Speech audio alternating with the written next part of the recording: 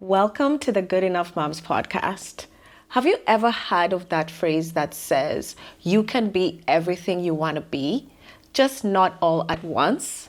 Let's talk about that today. Should we try to be everything we want to be all the time, or should we decide to excel at certain things and be mid or a failure or good enough at others? Welcome to the Good Enough Moms podcast. I'm your host, Natasha. I'm a mom of three, a newborn care specialist, a sleep trainer. So, I'm great with babies and parenting. Not that great with adults because I don't have that much experience. But 40 plus years on this earth, I think I'm kind of getting that down too. So let's discuss it. How can we be good enough moms with priorities? Okay, let's dig in. As you guys know, I always kind of use my book because I'm not going to be able to remember a script with everything else I have to do in life. And so I'm just literally going to be digging back, looking, and making sure I give you all the points. I notice one thing about me is I'll have a conversation with someone that I've planned for, and I'll have 4 or 5 things that we should talk about. And then I get carried away in the heat of the moment. And by the end, I realize that there were some things I didn't say. I don't know if that ever happens to you. But so this is what we're going to talk about today is priorities, and I'm going to check my book. Okay, so there's different kind of priorities we have as moms. You could be, I'm sorry, my kids are home from spring break and someone is sneezing during the episode. So kids are home from spring break. You're going to hear them a little bit. They're grabbing lunch. They're doing stuff. I've threatened them that they have to be silent. But we'll see how long that works. Clearly not that long because now the sneezer is getting stuff. Okay, so we have to talk about what are our priorities. What's the best way to figure out your priorities? Because there's different moms. There's the sports mom who loves to take her kids to sports, dance. What else do kids do? But there's, you're like a soccer mom, you're a dance mom, you're a ballet mom, you're a gym mom. So there's many different things that are extracurricular activities. And if you are that mom, then that's your priority. There's also the moms who want to have a clean house. And in my resume or in my career with newborns, I'm in different people's houses. All the time. This week, I'm going to be in 3 different people's houses. And there's some people to whom cleanliness is very important. They have white couches. They want those to stay like that. They don't want their kid to take over the living room. They don't want, to have a mess. So for those moms, cleanliness is a priority. Then there's other moms who love to cook. So the ones who love to cook or are into nutrition, mostly those go together. Like the moms who cook, they want their kids to eat organic food. They want possibly they want organic food. I'm gonna look at this person who's rotating the house and taking my attention. Bye.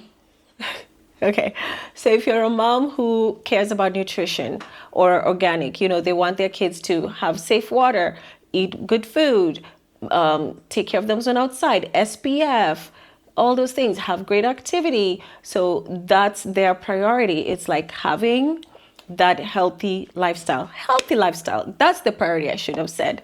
To make all those 50 words be one word, I should have just said healthy lifestyle. So there's that. Another priority moms have is work. For example, I'm just starting this podcast. I'm giving it a lot of hours, and that's my priority. Most of the time, if you're a mom who's an entrepreneur, you have a busy job, or you have a charity that you're fixing or coming up with or something, then your priority is work. And none of these priorities are better than the other one. We just want to classify ourselves into those so we can make sure our days align with our priorities. Another priority could be family time. There's people who want to spend time with their kids, want to do family time, bedtime stories, going to the park. So their time is spent mostly on family activities, which is also great. So take a moment. You can pause this video if you want. Think about what your priorities are. You could have more than one, but it can't be more than 2. because you can't serve two masters. So we have to choose one or two priorities. And I have some tips about how you can find out what your priorities are. Because one thing about us as human beings is we think what we think we are and what we actually are sometimes are two different things. So you might think, oh, my priority is definitely sports, family time. And then you look at your Instagram and all your feed, everything on there is like cooking, recipes, tips for cleaning, cleaning hacks, and things like that. That means your priority is actually cleanliness. Maybe you just feel like it should be sports, but your priority is actually something else. So really do a deep dive and ask your friends. Ask two or three of your best friends if you have two or three best friends, because that's a lot.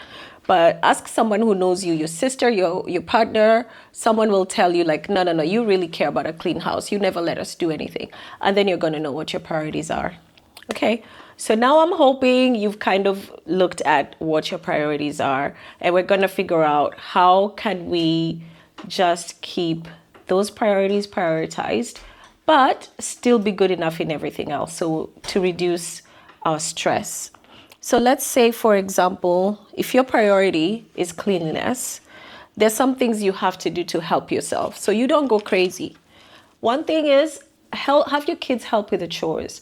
They're not going to clean it as well as you, but like for the bathroom, you can have, I don't let my kids clean the toilet just because I'm a germaphobe, but you can have them clean the toilet. I usually will say, clean the sink, the floor, and the tub. And then after, when I come to do mine, I'm faster because they already did something. Teach them how to do dishes, load the dishwasher, unload. I've realized it's better if they're loading the dishwasher when they're old enough to actually scrape. Because like when my 10-year-old loads the dishwasher, usually they don't come out clean. But when my 14-year-old loads the dishwasher, they come out great. So assign tasks in a way that makes it easy on you. My 6-year-old, for example, she's limited in how much she can do. So if your kids are 0 to 5 years old, this is not going to be a tip that will really work well for you for now, but you can start it by starting to have them help with the chores. I'm going to add in a link, a YouTube page I follow of one of my little kids that I sleep trained. He is 2 now, and I just love how his mom is teaching him how to do things. Of course, it takes longer. So if you're trying to have your kid do the cleaning, it's going to take you longer than if you just did it yourself for now. But because this is your priority and you know where you're trying to go in the future, then you know that I'm just going to have this take longer now, but from 2 years on, and from 2 years from today and going on, I'm not going to be bothering with this. So that's going to help. For example, my 6-year-old, we have this stool she uses so she can take clothes out of the washer into the dryer. And she's learning that. She's been doing that since she was like 4. So she's learning that, which means when she gets to 10, like my other one, he does his laundry by himself. I don't even check anything. And this is where the good enough part comes in. It's not going to be perfect, but we're good enough, and that's okay. So don't give your kids a hard time if the clothes that they have washed don't look perfect. Because also there's this thing, my little brother used to do this when we were young, is he knew that if he did something and he didn't do it well, he wouldn't be asked to do it again. So if he was cooking, he would just either take a very long time or just let the food burn a little. Like he just wasn't focused. And then what would we do? My mom would say, no, he doesn't know how to do it. He won't do it well. Someone else do it. And then that was his hack. So he never used to do any chore because he only had to do it badly twice. And then we would give up and someone who's better would do it. So don't fall for the trap. Especially if you have like a 14-year-old, a 13-year-old, a 12-year-old, they can do something imperfectly and let them just go that way. They can't find socks. They're wearing mismatched socks. I mean, I'm wearing mismatched socks. I'm like always in mismatched socks. So just give up on those other perfections. Just let it be good enough. That's cool. So yeah, if your priority is cleanliness, kids are going to be helping with chores. You're also not going to have a lot of time for things like bedtime stories, going to the park, whatever. You'll do good enough. Send them outside to play, especially if you have a yard or if you live in a safe area. Just let them be outside. You can watch them. They're in your yard. If you're in an apartment, you can go downstairs with them, or you can take turns with a neighbor. And we're going to follow that up in support. Like, how do you cultivate support from people so that your kids can still have fun without you being directly involved? So that's another episode we're going to talk about. But yes, so you have to give up a little bit of that family time. Also, it means that maybe you work more and pay someone to come and just clean up better every week or so. And if it's just you, another way to fix that is to do one room at a time. Pinterest has so many cleaning schedules and they're amazing. There's some that even say one load a day of laundry. They give you like everything so that Monday to Saturday or whatever with Sunday off, you're able to knock out everything to keep the house clean. For me, I usually like to just do it all at once and have a clean house in every room. That works better for me. But also in the terms of being good enough, I don't go inside my 14-year-old's room to clean it. So it's not perfect sometimes. Once in a month or maybe less than that, I'll go in and kind of dust. But I just have to trust him to like vacuum and keep his room clean. And it's actually working out better than I would think. Don't tell him I said so though. I want him to think that he's not doing a good job so that he works harder. So yeah, we've kind of talked about if cleanliness is your priority, how do you do it? Okay, if schoolwork is your priority, your kid needs to catch up on things at school. They're not reading at grade level, or they are, and you just have a super smart kid who wants to do extra, or you have a school where they're not doing everything they need to do for your child, so you have to supplement. Then in those cases, maybe after school you're going to tuition or Kumon. There's Kumon and there's something else like math school, I guess. I have never tried to go to these things. I'm usually like, the education you get at school is just gonna have to be enough. But I'm also fortunate that I haven't had to do extra work. If I did, I definitely would. And it doesn't mean my kids are better than the kids who need extra work. My kids are needing extra work in something else, not academics. So this is what I would suggest. Go to the stuff.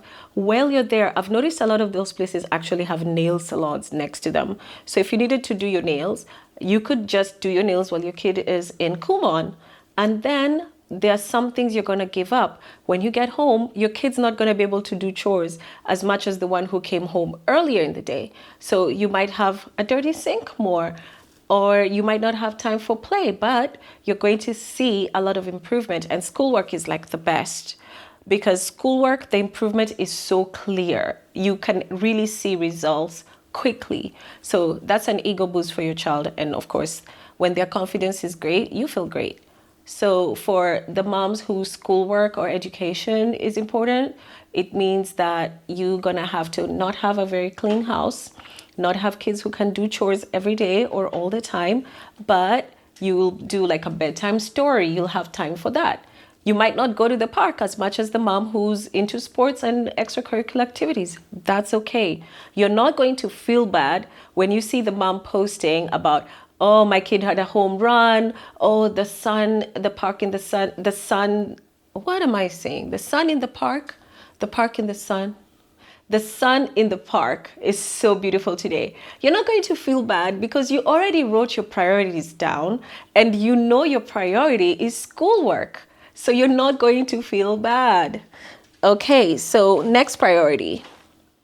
Let's say your family time. Family time is very cool. I like it as a priority. I have not had it as a priority though, but family time, it's patience is required. You need to be a patient person because just my mother-in-law used to say, if you put glasses in like a box and you move around, walk around with the box, those glasses are gonna be hitting each other a lot. And that's what family time is, because a lot of time, just you guys, there's gonna be the two siblings who argue, then the mom, everybody talking at the same time and stuff. So you need to have patience. But mostly if you're a mom who family time is a priority, you already have that patience. Maybe you were a foster kid, maybe you were an only child, or maybe you were in a really big family. So you love that family dynamic and you're ready to put in the work for that. So family time, actually, you would be able to clean with your kids, cook with your kids, walk around. So you'll be able to do all of the other things, but just in less quantities.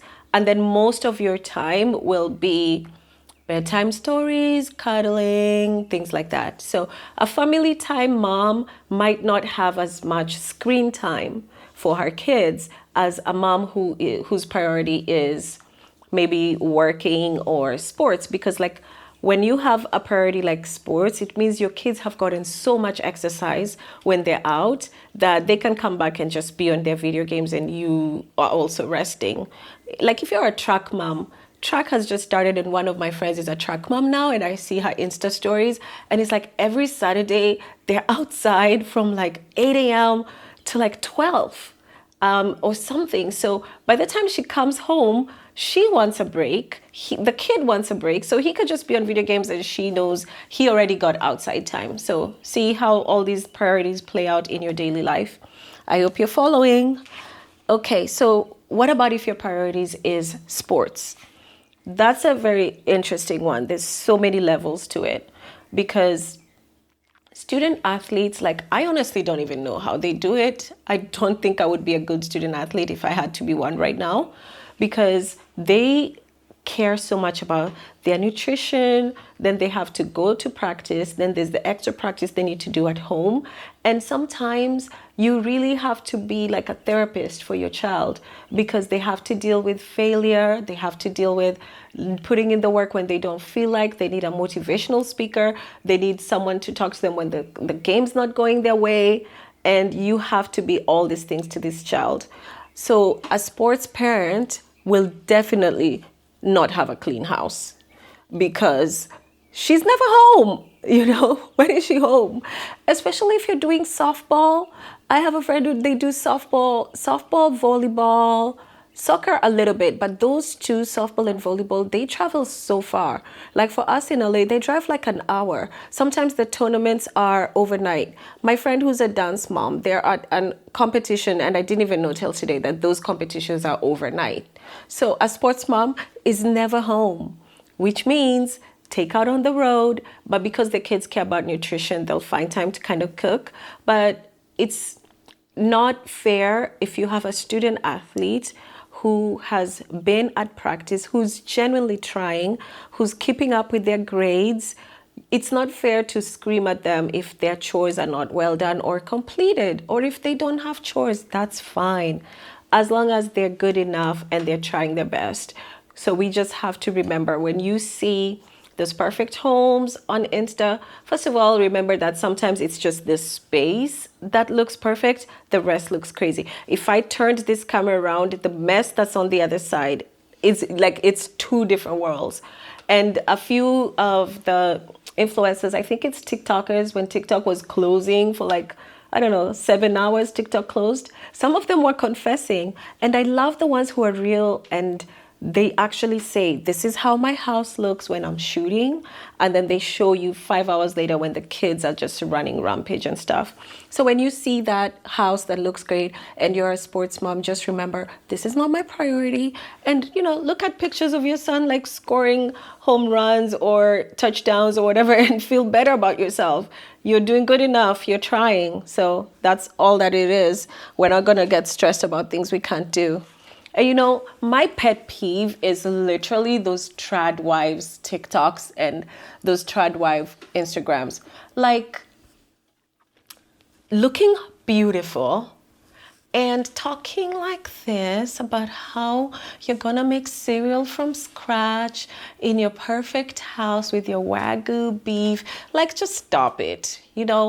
It's not being realistic. There's a lot of people who are able to decipher and to be,